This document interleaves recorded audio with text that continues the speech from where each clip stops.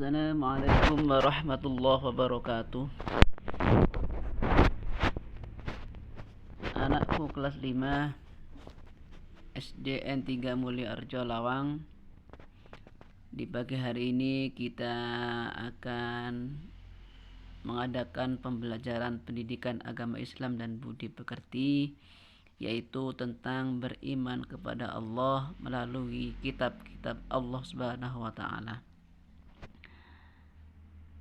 Sebelum Pak Imam menyampaikan beberapa materi, bagaimana kabar kalian semua?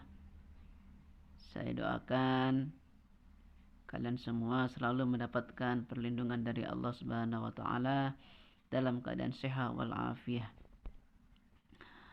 Anak-anakku kelas 5, sebelum Pak Imam menjelaskan, marilah kita berdoa terlebih dahulu membaca doa suratul Fatihah. Semoga pembelajaran di pagi hari ini Allah senantiasa berikan kemudahan, kelancaran, serta kita nantinya bisa mendapatkan ilmu yang bermanfaat fid dini wad dunya wal akhirah. Al-Fatihah. A'udzu billahi minasyaitonir rajim. Bismillahirrahmanirrahim. Alhamdulillahi rabbil alamin arrahmanir rahim maliki yaumiddin. Iyyaka na'budu wa iyyaka nasta'in. Ihdinas siratal mustaqim. Siratal ladzina an'amta 'alaihim ghairil maghdubi 'alaihim waladdallin. Amin. Mengawali pembelajaran tentang beriman kepada Allah melalui kitab-kitab Allah, marilah kita merenungkan ayat 136 Quran surat An-Nisa yang berbunyi, Ya ayyuhalladzina amanu aminu billahi wa rasulihi wal kitab الذي نزل على رسوله والكتاب الذي أنزل من قبل ومن يكفر بالله وملائكته وكتبه ورسله واليوم الآخر فقد ضل ضلالا بعيدا. Yang artinya kurang lebih, wahai orang-orang yang beriman, tetaplah beriman kepada Allah dan Rasul-Nya dan kepada kitab yang Allah turunkan kepada Rasul-Nya serta kitab yang Allah turunkan sebelumnya. Barang siapa yang kafir kepada Allah, kafir kepada malaikat-Nya Allah, kitab-kitabnya, Rasul-Rasul-Nya dan hari kemudian, maka sesungguhnya orang itu telah sesat sejauh-jauhnya. Marilah kalian baca, diamati isi artinya.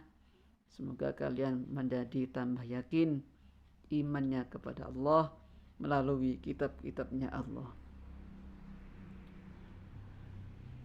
Beriman kepada Allah melalui kitab-kitab Allah. Kitab suci adalah kumpulan firman-firman Allah yang telah dibukukan. Kitab suci berisi tentang ketentuan, perintah, larangan, petunjuk, dan pedoman hidup manusia demi untuk mencapai kebahagiaan dunia dan akhirat. Kitab suci disebut juga dengan kalamullah. Percaya dengan adanya kitab-kitab Allah merupakan rukun iman yang ketiga. Iman kepada kitab suci artinya percaya dan meyakini bahwa Allah Subhanahu wa taala menurunkan kitab suci kepada rasul-rasulnya. Jadi ketika ada seorang anak tidak mempercayai adanya kitab-kitab Allah, maka termasuk golongan orang-orang yang kafir atau golongan yang ingkar dengan adanya kitab-kitab Allah Subhanahu wa taala. Nama-nama kitab yang pertama adalah kitab Taurat. Kitab Taurat ini diturunkan kepada Nabi Musa alaihissalam kurang lebih pada abad 12 sebelum Masehi di daerah Israel dan Mesir. Kitab ini menggunakan bahasa Ibrani dan kitab ini diterima oleh Nabi Musa di Bukit Tursina. Kitab Zabur. Kitab Zabur ini diturunkan oleh Allah kepada Nabi Daud ketika Nabi Daud menduduki tahta sebagai raja Bani Israel dan diturunkan pada abad 10 sebelum Masehi di tanah Kanaan. Kemudian kitab Injil. Kitab Injil diturunkan Allah kepada Nabi Isa pada sekitar abad 1 Masehi di daerah Yerusalem dengan menggunakan bahasa Yunani. Injil memiliki arti kabar selamat. Kemudian kitab Al-Quran. Kitab Al-Quran diturunkan Allah kepada Nabi Muhammad pada abad 6 Masehi di kota Mekkah. Peristiwa turunnya Al-Quran disebut Nuzulul Quran, yang mana turunnya tersebut terjadi ketika Nabi berada di Gua Hira sedang menyendiri. Dan ketika itu Nabi Muhammad berusia 40 tahun. Al-Quran merupakan mukjizat yang terbesar yang diterima oleh Nabi Muhammad. Membaca Al-Quran merupakan ibadah tersendiri dan berpahala. Oleh karena itu, sebagai umat Islam, kita hendaklah senantiasa mengistiqomahkan membaca kitab suci Al-Quran. Dan bila mana kita masih belum bisa baca, maka hendaklah kita, mumpung masih kecil, kita belajar. Ramaikan TPQ, Madrasah Diniyah, dan lain sebagainya. Kitab suci Al-Quran akan terjaga kemurniannya sampai akhir zaman, karena Allah Subhanahu wa Ta'ala telah berfirman dalam Quran surat Al-Hijr ayat ke-9, yaitu Inna nahnu nazzalna dzikra wa inna lahu lahafizun, yang artinya sesungguhnya kamilah yang menurunkan Al-Quran dan sesungguhnya kami benar-benar memeliharanya. Al-Quran menurut bahasa artinya bacaan. Al-Quran diturunkan dalam 2 periode, yaitu periode Mekkah dan periode Madinah. Al-Quran diturunkan di kota Mekkah selama 13 tahun dan di kota Madinah 10 tahun. Ya, 10 tahun ini ya, bukan 13 tahun. Jadi Al-Quran turun dalam masa 13 tahun.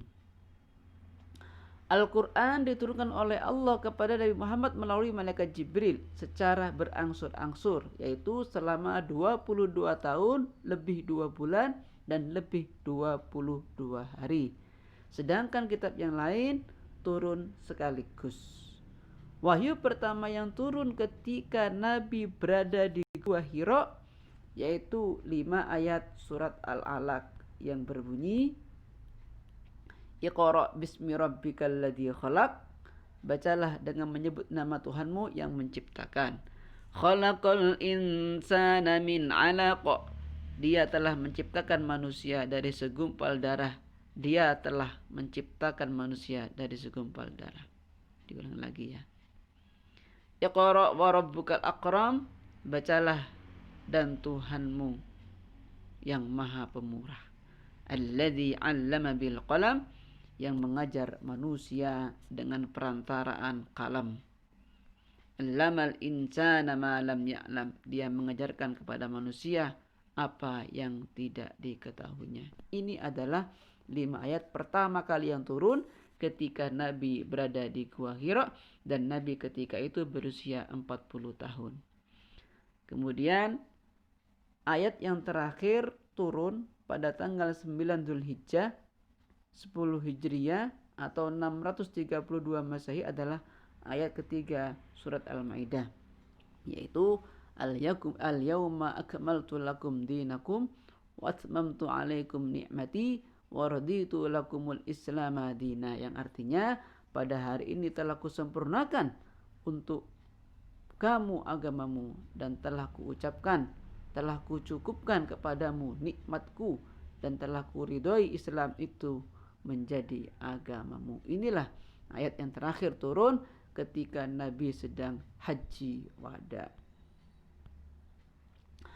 Al-Quran tadi sudah dijelaskan bahwanya diturunkan tidak sekaligus.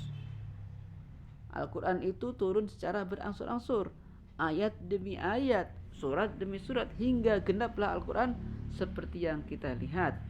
Nabi Muhammad SAW memerintahkan kepada sahabat Nabi yang hafal Al-Quran, sekaligus terkenal penulis pada zaman itu, yaitu Zaid bin Sabit. Tiada lain untuk menulis Al-Quran dan membukukannya. Al-Quran diturunkan karena merupakan pedoman hidup manusia, karena di dalamnya menerangkan tentang yang pertama, tentang akidah, keyakinan, kepercayaan. Yang kedua, ibadah, hubungan manusia dengan Allah, syariah, ajaran dan peraturan, muamalah, hubungan manusia dan sesama, kisah-kisah yaitu cerita-cerita umat-umat terdahulu. Nama-nama Al-Quran. Yang pertama adalah Alkitab. Al-Quran dikatakan Alkitab karena Al-Quran merupakan sebuah buku atau berupa tulisan. Al-Bayan dikatakan Al-Bayan karena Al-Quran menjadi penjelas terhadap perkara yang saat itu dipertanyakan oleh banyak orang, seperti tentang Nabi Isa, hari kiamat, dan lain-lain sebagainya.